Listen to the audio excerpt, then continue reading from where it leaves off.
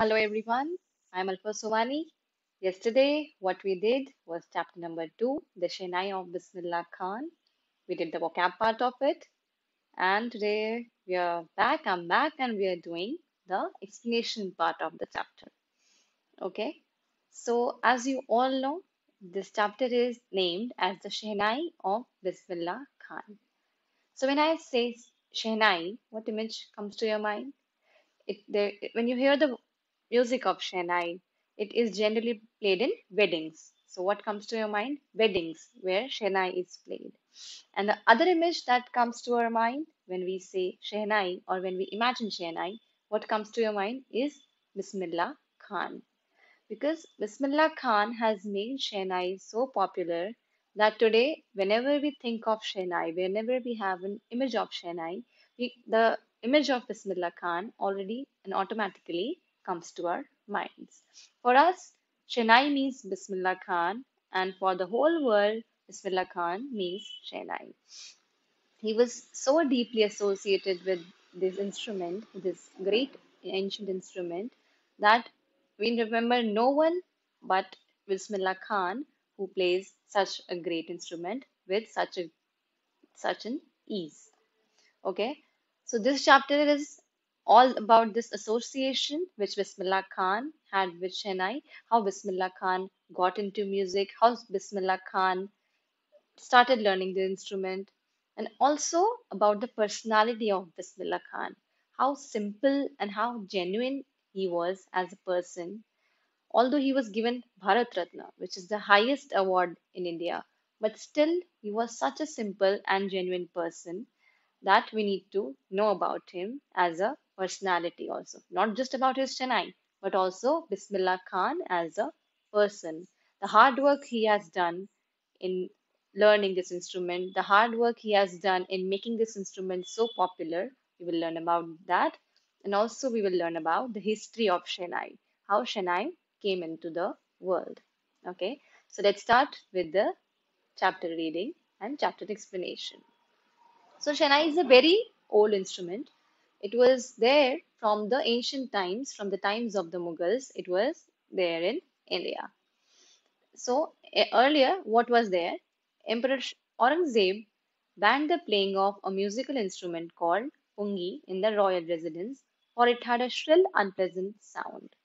So what Aurangzeb did, he banned an instrument called pungi. Okay, he did not ban any other thing, any shehnai, but he banned pungi. So what is pungi here?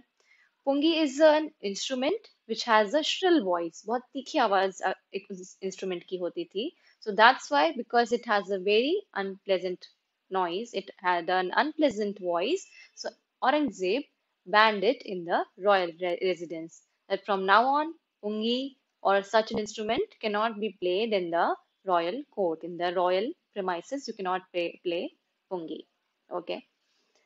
So pungi became the generic name for reeded noisemakers. So anyone who used to play some noise making or some unpleasant sounding instrument, it was called pungi. That pungi wat baja. Pungi means a very shrill voice wala instrument. Okay. Few had thought that it would one day be revived. So, as of now, what we know of Pungi, that it was not a great instrument because everyone used to hate it. It doesn't had a very great sound. It doesn't had a very melodious sound. So it was not considered a great instrument. But no one knew that such a bad instrument, which was not liked by anyone in the past, that it will be recreated or it will be revived by someone. So who revived it? We will learn that. A barber of a family of professional musicians who had access to the royal palace, decided to improve the tonal quality of Pungi. Okay, so some royal musicians who played in the royal court. Okay, they had a barber. So you don't expect that Pungi was revived by royal musicians. No, Pungi was revived by a simple barber of the royal musicians.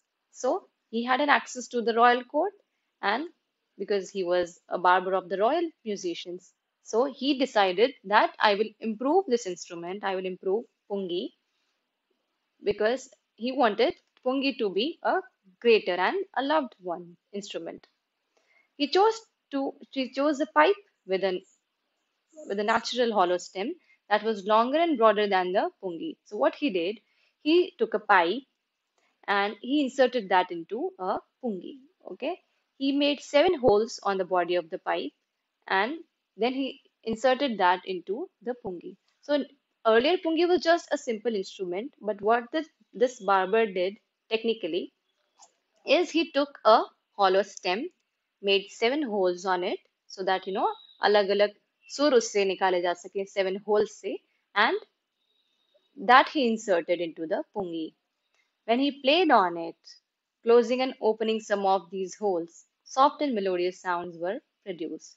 So when he played this newly invented instrument, and how he played that? He played it using the closing and opening of the holes. That is how you play shehnai or any other instrument like which has holes. You open some of the holes, you close some of the holes, and that's how you play it. So he played this instrument with opening and closing of these holes, and very melodious sounds were produced. So very melodious sounds were produced when he played this instrument. He played the instrument before royalty, and everyone was impressed. So, what he did afterwards, after inventing the pungi, he played this instrument in front of the royal court, in the royal court, in front of the king, in front of all the royal people. Royalty means जो शाही परिवार होता है, जो राज परिवार होता है, that is royalty, people who belong to royalty. The instruments so different from pungi. So in earlier pungi was just a simple instrument like this, जैसे जो snake charmers play this, जो सपेरे होते हैं, you might have seen snake charmers, जो सपेरे होते हैं, they played this kind of pungi. But now this barber reinvented this pungi and made it into a new instrument. And what was this new instrument? This was called shehnai. So, and why this instrument was called shehnai, that we will learn of. The instruments so different from the pungi had to be given a new name. So there was a new invention, there was a new instrument in the town, and it was to be given a new name. So as the story goes, since it was first played in the Shah's chambers and was played by a nai, a barber, the instrument was named shehnai. So how shehnai got its name? Earlier it was pungi, and after its reinvention, it was called shehnai. Why? Because it was firstly played in Shah's chambers, and who played it? A nai, a barber. So Shah and nai became shehnai. That's how shehnai got its name. The sound of the shehnai began to be considered auspicious. Now, as the time goes on, as the time began to pass, the people used to consider Chennai as auspicious. It has a very pleasant sound. It has a very holy sound that people used to consider it auspicious. लोग शहनाई को शुभ मानने लगे. And for this reason, it is still played in temples, and it is an indispensable component of any North Indian wedding. So that's why from then, as people used to consider it auspicious, it is still played in temples. Chennai is still played in many of the temples, not everyone, but many of the temples Chennai is played. And also, Shubh hoti hai, isliye it is played in temples. Shubh hoti hai, auspicious hoti, and that's why it is also played in weddings. Many wedding functions you might have Chennai players there. So as it is auspicious, as people consider it as auspicious, so it was played in weddings and in temples. In the past, Chennai was part of the Naubat or traditional ensemble of 9 instruments found at royal court. So what is Naubat? Naubat means 9 instruments. Okay, so what happened earlier? What used to be there earlier? There were the music was considered very important part of every royal court. Music was there in every royal court. So they had a collection, they had a group, they had a ensemble of 9 instruments which were played in the royal court, and this ensemble, this group was called Naubat. And Chennai was a part of this Naubat. Chennai was a part of these 9 instruments. Till recently, it was only used in temples and weddings. So Till then, it was only played in temples and in weddings. But the credit for bringing this instrument into the classical stage goes to Ustad Bismillah Khan. But Ustad Bismillah Khan made sure that it comes out not just to be played in weddings, not just to be played in temples, but he made sure it becomes a part of the world stage, a part that everyone knows about Shehnai. He made sure that Shehnai becomes so popular. He played it with such a hard work. He made so much hard work behind that the Shehnai became popular worldwide.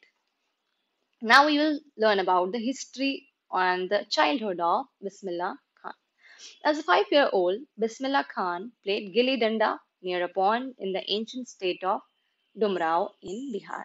So, where did Bismillah Khan belong to? He belonged to Dumrao. He belonged to a village named Dumrao, and it was in Bihar.